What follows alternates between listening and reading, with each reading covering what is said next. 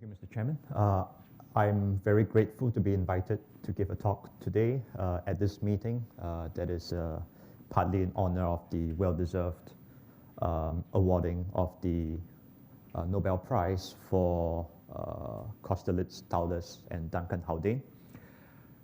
I am today going to be talking to you about something that's fairly completely different from most of the other work that's been presented in this workshop. I will talk to you about the application of topological ideas not to quantum matter, but to classical light. Okay, so first of all, let me acknowledge my collaborators. So most of the work that's presented today is done by Daniel Lakem, a postdoc in my group, as well as Zhou Xin and Wang Yu, who are graduate students, as well as another postdoc, Hailong Wang. And it's also done in close collaboration with a colleague, Zhang Bailer from NTU, and Michael Rexman from Penn State University. So the field of topological photonics, I don't know how many of you have heard of it, but it is basically a new subfield within optics and photonics where we study optical structures where the classical electromagnetic modes are allowed to form band structures that are analogous to the band structures that you see in topological band insulators. Okay, so the idea behind photonics goes back about also to the 80s, about 20 to 30 years. And the original conception by Sajeev John and Ilya Yablonovich in the late 80s is that you can make use of an analogy between the propagation of light, classical light governed by Maxwell's equations in a periodic dielectric medium to the behavior of electrons passing through a crystal. So if you take a dielectric medium, it can be one-dimensional, two-dimensional, or three-dimensional. And you study how light behaves when it propagates through this. Due to the periodicity, Bloch's theorem kicks in, just as it does for the theory of non-interacting electrons, okay, in an ionic solid, in a crystalline solid. And if you study the behavior of classical electromagnetic modes, you'll find that you get a band structure. And you can get photonic band gaps that are fairly analogous to the band gaps that you see in non-interacting electrons in a solid, which are simply ranges of frequency rather than energy, in which propagation of light is forbidden. Okay, so the point of topological photonics is that just as it is possible to design the photonic analog of classical or of conventional band insulators, by doing something slightly more clever, it is possible also to obtain photonic analogs for topological band insulators, which will then exhibit certain unusual features such as topological H states. So in this talk, I am going to try to do two things. First of all, I'm going to try to review, okay, since this is mostly a condensed matter conference, I'm going to try to kind of give you a broad overview of what people have been doing in this area. And I'm going to kind of zero in on two specific developments that I was involved in recently, which involve trying to make use not just of anything involving band insulators, but specifically the idea of creating transitions, topological transitions, and how this could be useful for photonics. Okay, so here I'm going to make use of the idea of topological insulators or topological band insulators in a broad sense to mean any system in which there's a gap band structure and the bands are topologically non-trivial in the sense that was taught to us by David Taulas and his collaborators. So you take the Bloch Hamiltonian, you find its eigenstates, you can define the Berry connection, And from the Barry connection, you can calculate integer topological invariance, the Chern number. And the Chern number turns out to be an integer, so you can only change this continuously. So you get the concept that you could start with a band structure where the Chern numbers are all zeros. You deform the Hamiltonian in some way, and you end up with a band structure in which the Chern number is, let's say, 1 and -1. And because the integers can only change discontinuously, something abrupt must happen in between, specifically the closing of the band gap and then the reopening. Okay, so this should be fairly well known to most people in the audience. So the non-trivial thing, the relevance of this to the topic today is that Duncan Haldane, along with his student Srivanas Raghu, in 2005 made the suggestion that this is a fairly generic description. It's usually applied to two-dimensional quantum matter. But it's generic enough that you can also apply it to anything in which Bloch's theorem applies, right? So in particular, if you can apply it to the photonic case, so long as you can come up with some mechanism to break time reversal symmetry, which is a necessary requirement in order to get non-zero Chern numbers. Okay, so these are the papers in which they made this suggestion.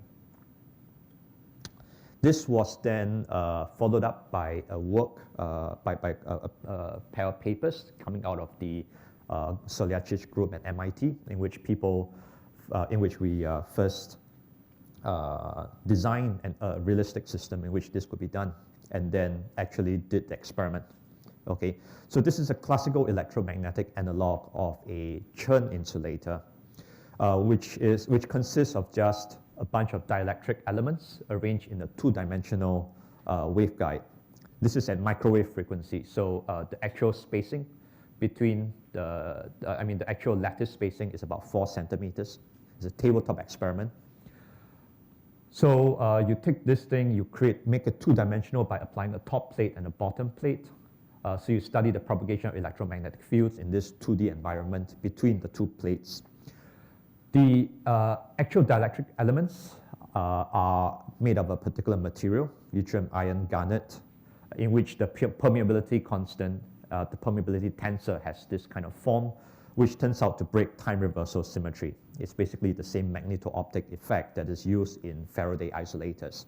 Okay, so electromagnetic waves passing through such media will bend, time reversal symmetry is broken.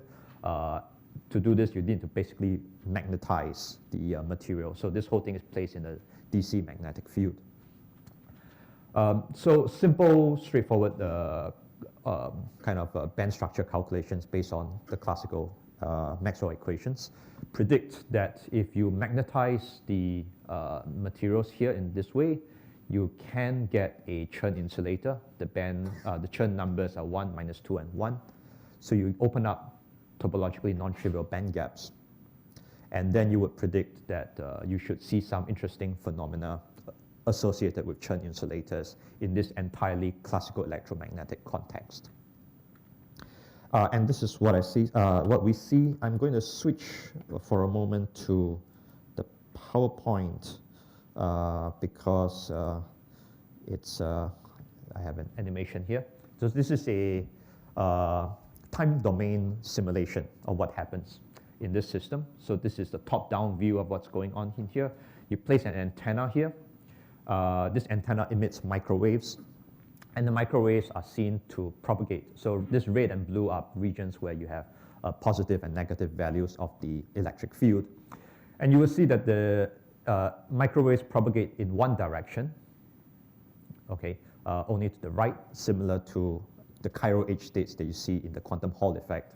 If you place a scatterer to change the shape of the structure, they go around, okay, reflecting the fact that these things are topologically protected. They depend only on the topological properties of the underlying photonic band structure.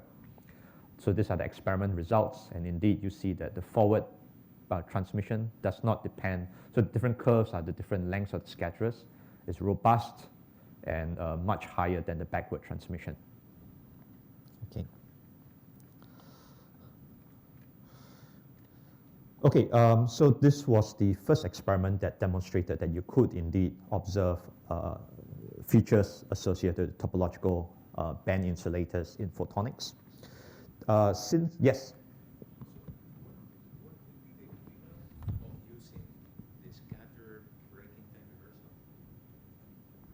The equivalent of a scatterer that breaks time.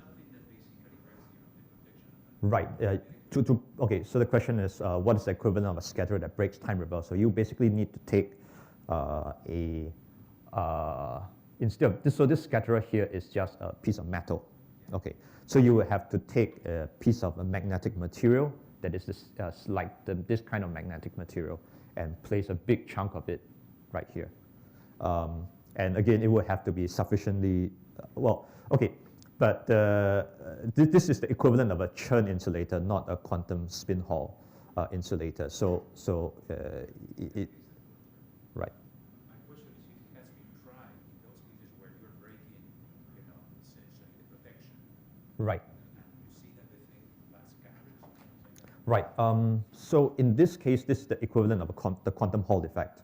So even if you put a magnetic impurity in there, the point is that it's not sensitive to time reversal breaking impurities like the quantum spin Hall effect is, because there's no spin in the system.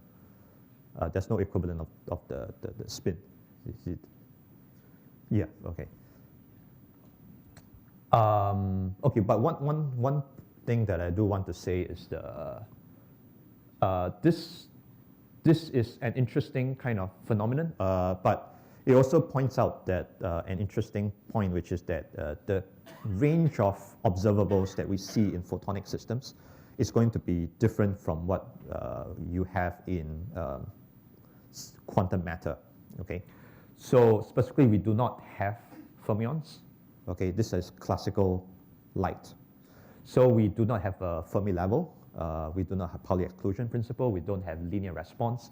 So what we do not do things like specific heat measurements. We don't do things like density response, current response.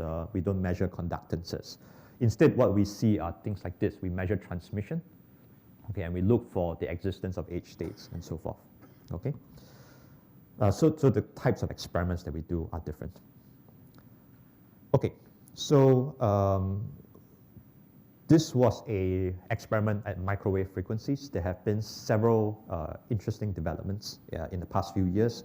So first of all, people have been able to do the experiments in which topological features were observed at optical frequencies. So this was done using various tricks. Okay, so one limitation is that Magneto-Optic effects are very weak, except at microwave frequencies. So if you want to go up to higher frequencies, to the technologically important optical frequencies, you have to do something else in order to effectively break time reversal symmetry. So one way that this was done is to make use of a class of systems, which I'll talk a little bit more about. But basically, these are arrays of optical waveguides. Place them next to each other. You form something called an optical waveguide array or photonic lattice.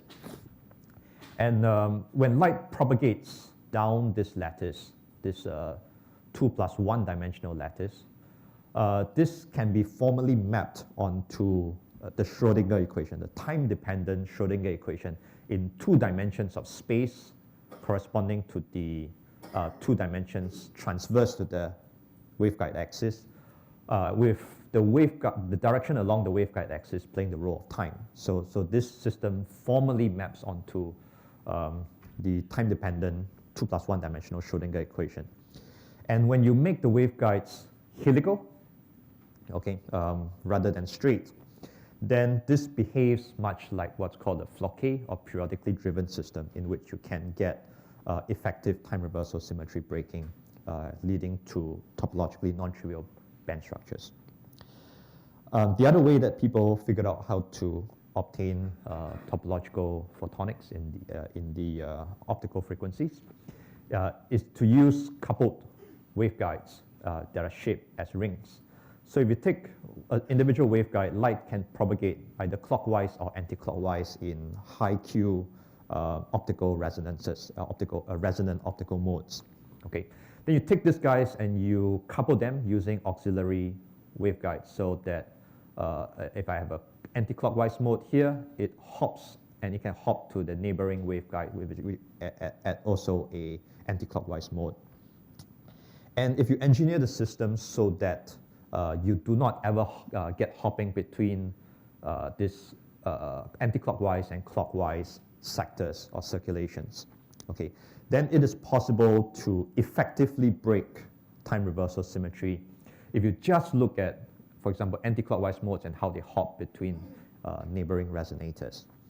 And this turns out to be an effective way of breaking time reversal symmetry. And you can indeed, again, see the topological age states in this kind of implementation. Very briefly, other ways that people figured out how to observe topological phenomena in photonics include trying to engineer the equivalent of the quantum spin Hall effect. Okay, in the quantum spin Hall effect, you don't have to break time reversal symmetry. You just make use of the properties of basically of spin up and spin down, and within each spin sector, you can effectively break time reversal symmetry. To do this, one way is to make use of electromagnetic modes, internal polarization degrees of freedom.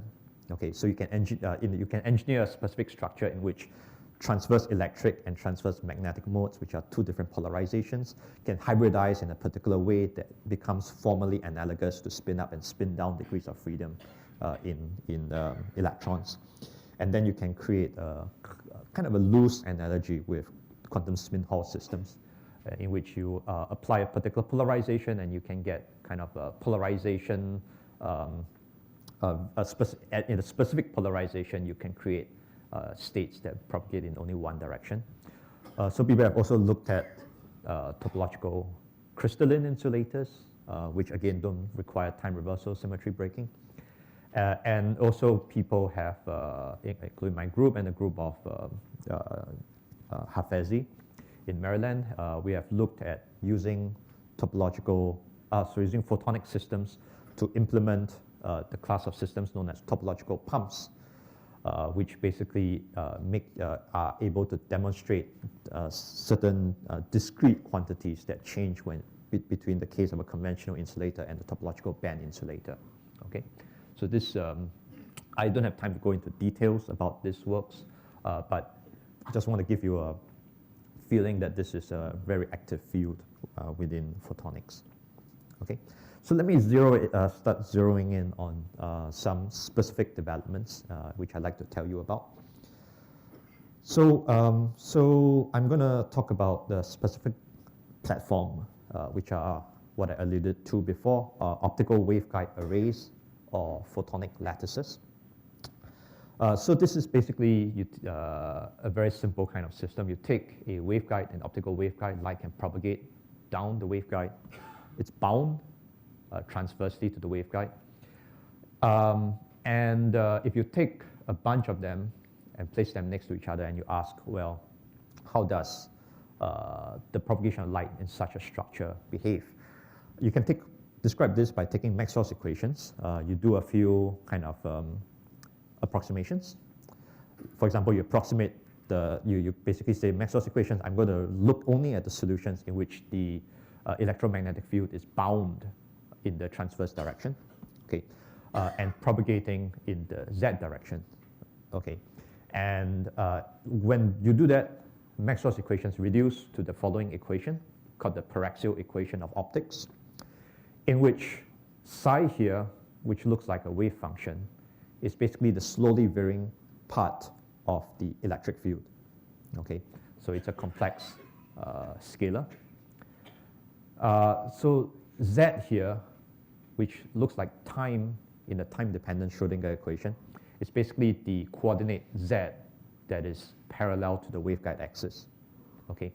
And the stuff on the right-hand side looks very much like the Hamiltonian, okay, the simple Hamiltonian for a non-relativistic particle, where the potential the role of the potential is basically played by the refractive index contrast between whatever you have here in the waveguide and the external medium.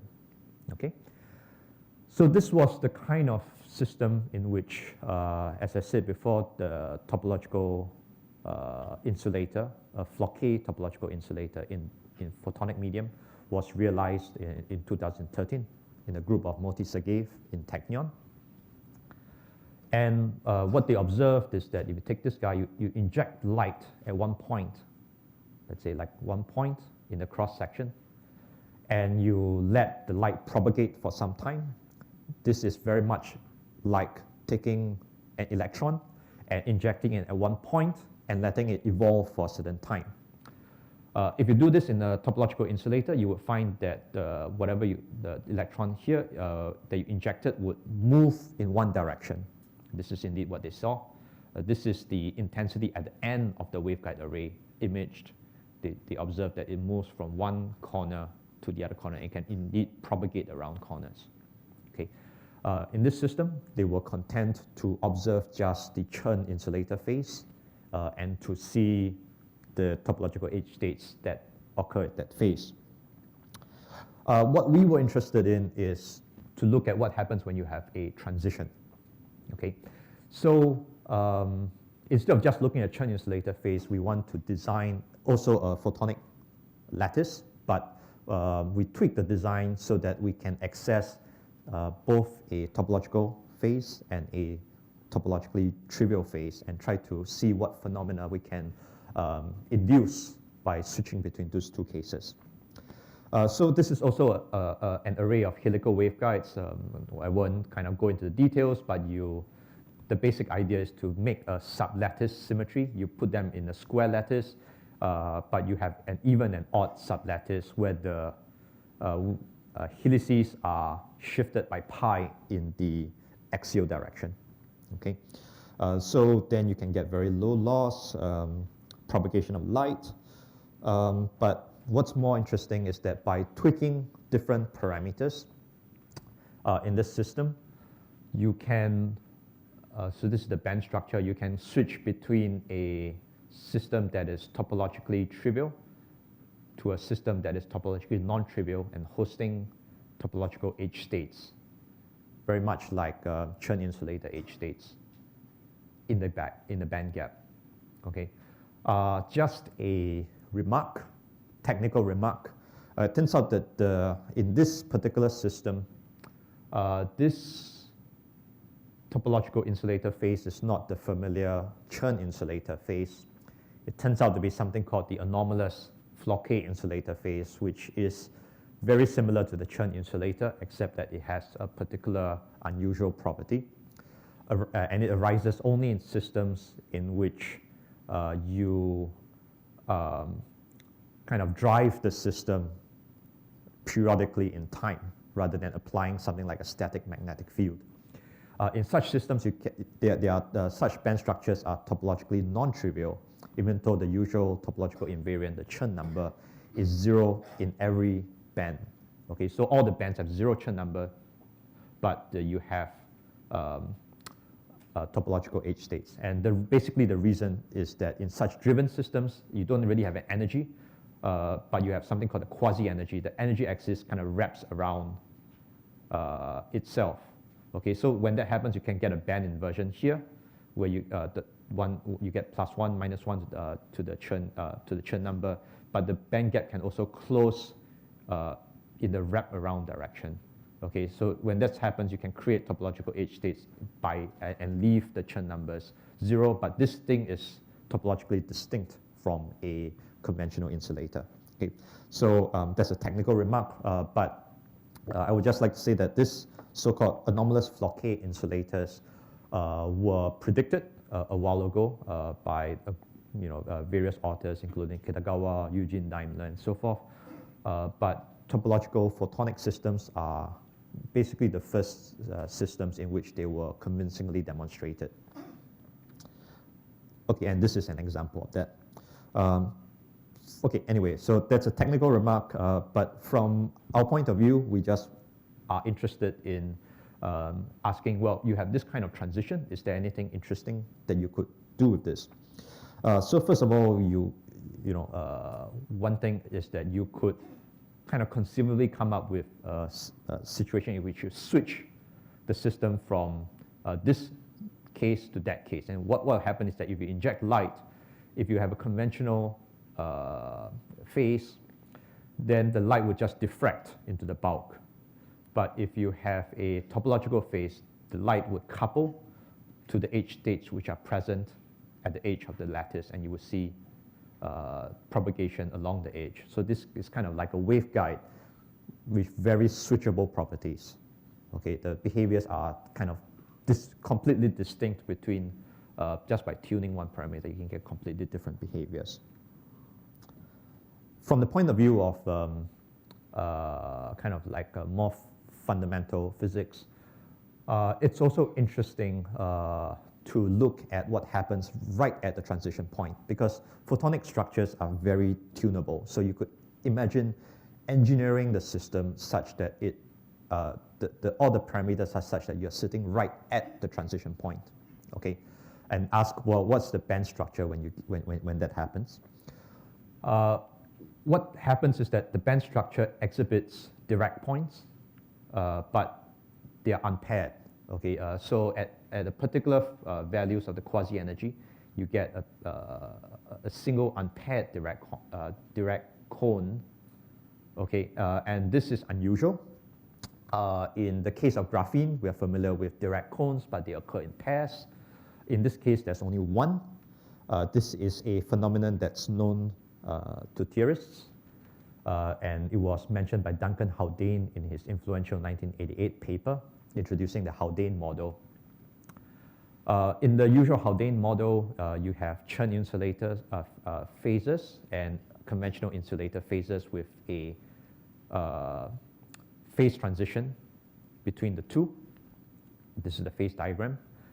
If you sit at the particular point where time reversal symmetry is unbroken, you see the usual case, like in graphene, where you have paired Dirac cones.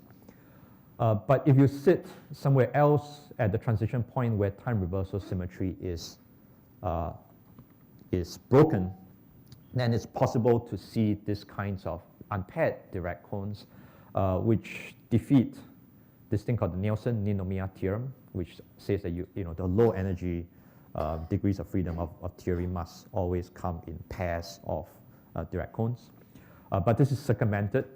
This theorem requires that time reversal symmetry is unbroken, but if the underlying lattice breaks time reversal symmetry, it's possible to circumvent this theorem, and that's why you can get unpaired Dirac cones.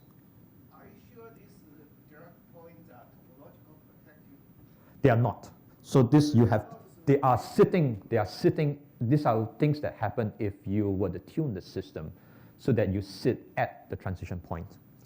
In just the same way that ordinary Dirac cones, when you have a pair of them, it's only if you sit right here that you. It's a gapless. You mentioned the point is a gap.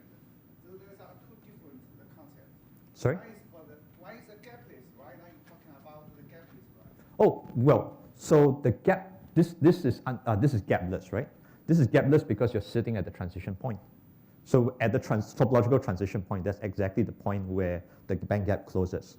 Okay, and when the band gap closes, then you have you have new ungapped degrees of freedom, new modes that are formally equivalent, formally described by the Dirac equation for you to study.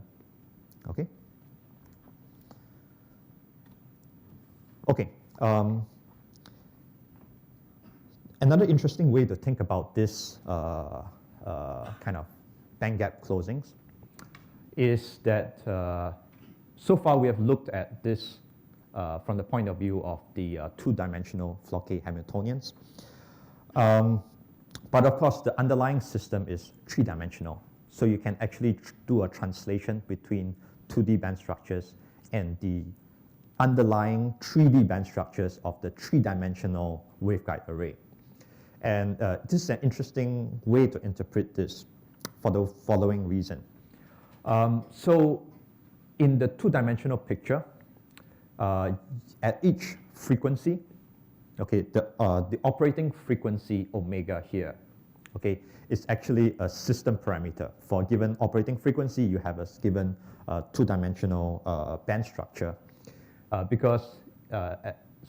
Just to go back, here, this is an effective equation in which the role of time is played by the z coordinate. So in this effective two-dimensional system, the so-called frequency omega, the frequency is really kz. Okay, it is the wave number in the z direction. But if you look at the actual physical frequency, okay, then you can actually stitch together these two-dimensional band structures into a three-dimensional band structure, where each two-dimensional band structure is basically an isofrequency contour. Okay, then the two-dimensional topological transition between a conventional insulator and a topological insulator. In this three-dimensional band structure point of view, is basically this kind of situation in which you have two bands and they are joined, they touch at one point called the Weyl point.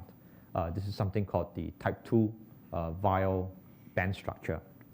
Okay, and so this kind of photonic lattice is also a realization of three-dimensional Weyl semi-matter, if you like, physics. Okay, so won't go into the details of the translation, but in collaboration with the group of Michael Rexman at Penn State, we were actually able to fabricate this. So this is a photo of the output facet of this kind of helical waveguide array.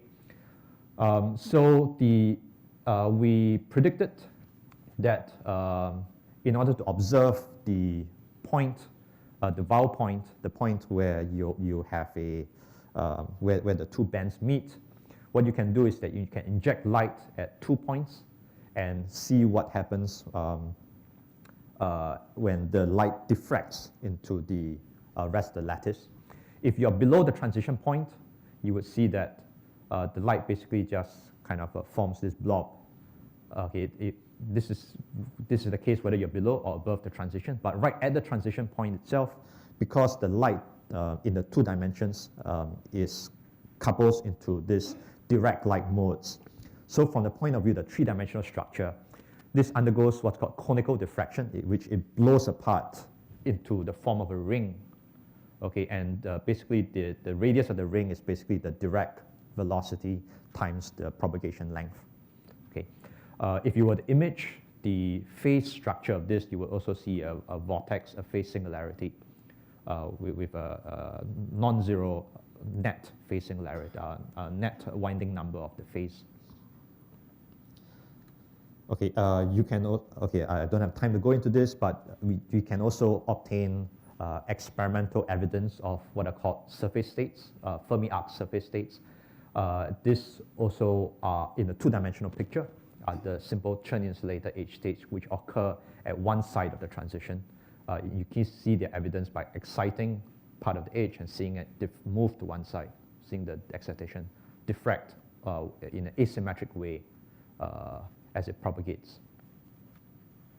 Okay, so in the last maybe 5 minutes, let me kind of describe some interesting extensions of these ideas.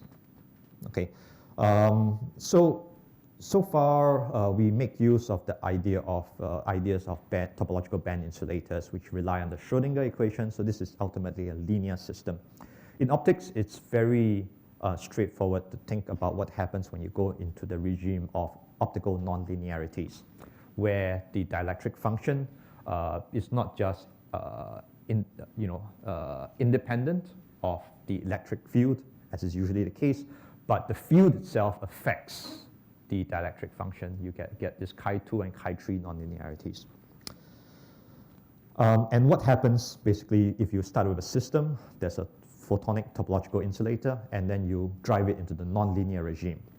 So you see various interesting phenomena, but one of the things that we are particularly excited about very recently is the prospect of seeing optical solitons that kind of inherit some of the properties of topological H states. And the idea is that you could, so this idea of using topological band transitions okay, where you tune some system parameter to go from a conventional insulator to a topological insulator. Maybe this transition could be driven not by tuning some external parameter, but it could be somehow self-generated by the optical nonlinearity itself. So that you, for example, you ramp up the intensity of the optical mode, and it would kind of self-consistently jump from this kind of behavior to that kind of behavior. Okay, so kind of as an abstract proof of concept to illustrate this idea, you could start with a Haldane model, okay, which is just a type binding model. And you could take the Haldane model, here's the phase diagram again. You could sit out here in the Chen number equal to 0 phase, and you say, well, I'll take the Haldane model and upgrade it to a nonlinear model. Instead of the usual Schrodinger equation, you change some parameters non-linearly. So for example, this is the mass term in the Haldane model. And you could make this depend on a squared and b squared, which is the intensity of the wave function at each particular site. Okay, and then you self-consistently solve, for example, in the time domain, the Haldane model. And you say, I'm going to start with injecting a wave function at one point and see how it behaves. So in the linear limit, if you're sitting out here, it will just diffract into the bulk as shown here.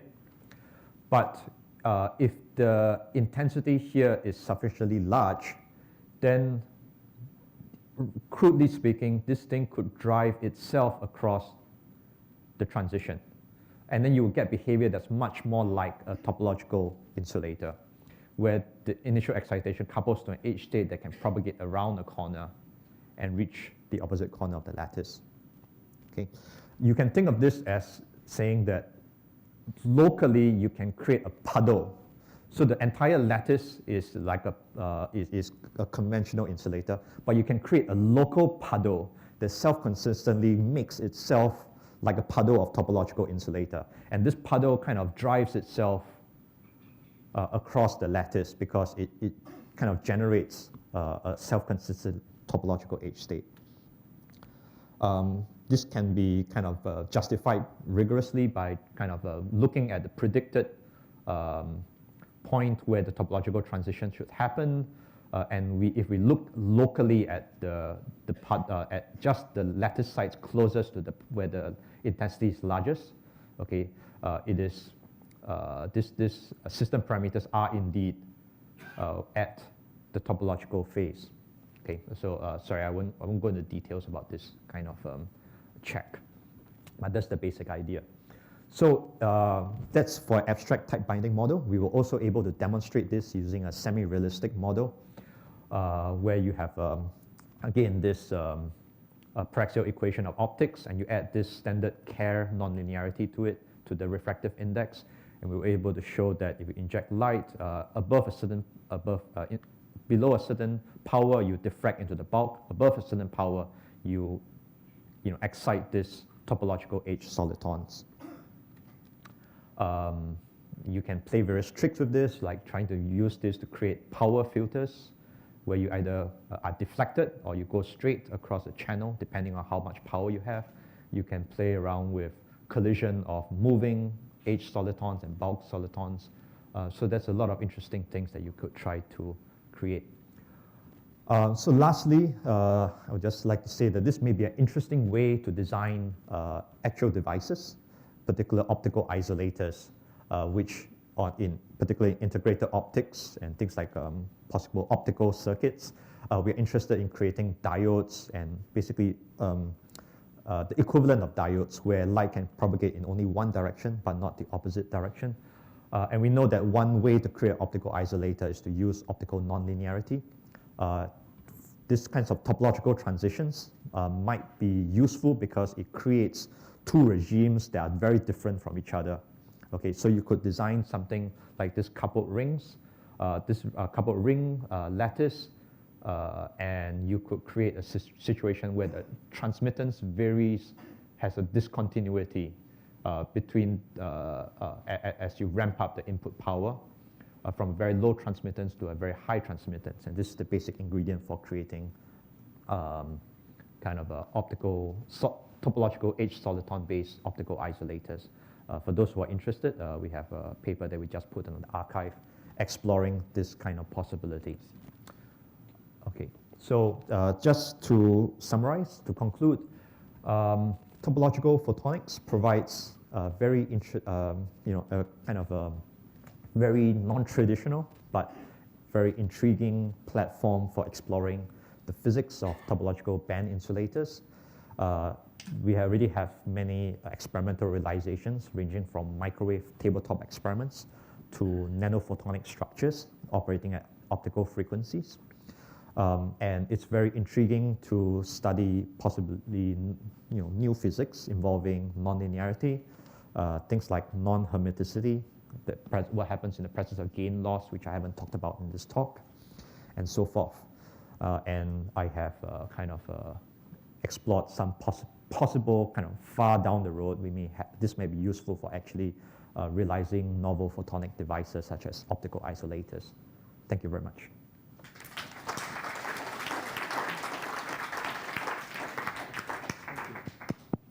Okay, questions or comments? Yes. So I have a question about the Floquet case. So there you showed this Floquet topological state, which actually has 0 Chern number in the bands, and you have 2 types of edge states. I'm wondering if there's some way to actually distinguish those in these types of experiments. Right. So it depends on the implementation. So it turns out that in these photonic systems, there are 2 types of implementations. One type is this time-dependent evolution. So you inject light at one point in the lattice and you let it propagate. Because when you create a localized excitation, you actually excite everything. There's no way for you to say, I'm going to come in with one energy. Okay, so you actually excite both types of H states simultaneously. So in that kind of system, it would be possible, but very tricky. Okay, there are various ways of doing it, such as you excite it in a particular way that's harmonic. Okay, and you try to excite this particular quasi-energy, but those people are still working on that. The other way is to use a different type of Floquet topological insulator that is, I didn't really have time to talk about it, but it's this coupled rings. Okay, this kind of coupled rings, the role of the quasi-energy is actually played by the phase shift going from one side of the ring to the other side of the ring. Okay, there you can actually, just by setting the system parameter, you say, I'm going to operate only at one quasi-energy. And there you can actually distinguish between the 2 different types of topological H states. Hello. Sorry. Further discussion about your Chern number equals to 0. Actually here, you should have some corresponding topological invariant number. Have you looked into it? Yes. But otherwise, it must have some the other topological invariant number. There are 2 ways to answer this. One way is that you can actually, one way is kind of this simple argument I made, which is that in Floquet systems, you have a quasi-energy. So you could actually do the band inversions one at a time. Okay, you do the band inversion here, and then you get 1 and -1, and then you do a band inversion there, and then you get 0, 0 back again. Okay, so this kind of tells you that you cannot go continuously from this to this without undoing the band inversions. Okay, now to get a rigorous topological invariant, there is a paper by Ratner and Levin and so forth. Unfortunately, I did not put this here, but basically it's a much more complicated topological invariant based on kind of homotopy class ideas. But basically, yeah, the theorists who are interested in that particular field have come up with a relevant topological invariant. But it's very, very different from the Chern insulator idea. Yeah. Yes. Yeah. Hi. So we were here last week actually attending the short course by one of the short course by Prof. Shen Shun Qing, and quoting his words, he said the Haldane model was firstly invented by the honeycomb lattice to study the quantum spin Hall effect, but it was rendered non-topological because of the lacking of the spin-orbit coupling. And you just proposed this model is an analogous model. I wonder what is the difference made this model, analogous model is topological protected? What makes this model topologically, sorry, between which model? Yeah, there is a slide. You should, yeah, This one, okay. So, yeah, no, this is the standard Haldane model, and we're not, okay, so this is an example of the Haldane model. This is the phase diagram of the unmodified Haldane model. So in the unmodified Haldane model, there are really three phases, right? Two Chern insulator phases and one conventional insulator phase. Okay, I'm just pointing out that out here and out here and out here, you have a band gap. yeah. Okay, and there are at the transition line between these two, the gap closes. Okay, and you can actually, if you go back and read the paper, one of the things that Duncan Haldane was very interested in is actually what happens at the transition point, because at the transition point, the gap closes. You no longer have a insulator, okay, but you have effectively a Dirac cone, okay, and that's basically the class of modes that we're interested in studying here. These are not topologically protected. Okay. So yeah. Yeah, just because they say the graphene cannot achieve the graphene system cannot. Right. So if the graphene case is sitting at this point in the Haldane model, you cannot move off it without breaking time reversal symmetry, basically.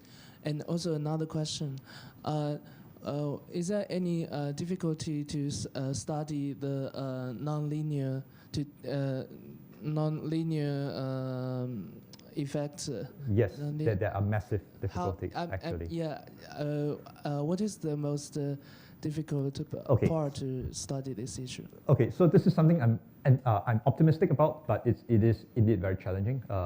The basic point, okay, the most important difficulty is the following. Okay, so here we use a very clean kind of theoretical nonlinearity called the Kerr nonlinearity, which is basically when effectively the refractive index is proportional to the intensity squared. Real life nonlinearities are much more complicated than this.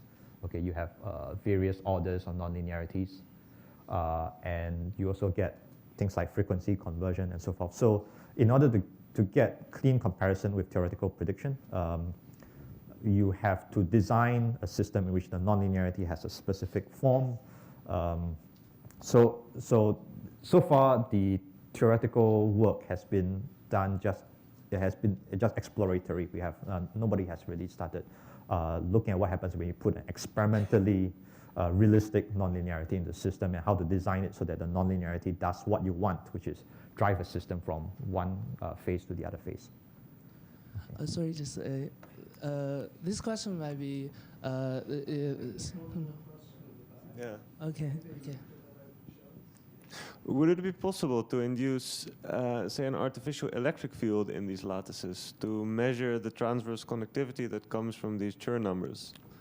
Yeah, we can create an artificial electric field by essentially applying a refractive index gradient. Okay, so this can be done. There are various experimental techniques for doing this, but measuring conductance is very tricky because we don't have linear response in these systems. So if you think about how, for example, the quantum Hall quantized conductance comes about, it comes about basically because you have a Kubo formula, you have a linear response. We don't have a Fermi level here. We don't have particles filling it up and creating particle Hall pairs, which is the basic phenomenon that gives rise to quantized conductance. So the class of measurements that we do is different in photonics.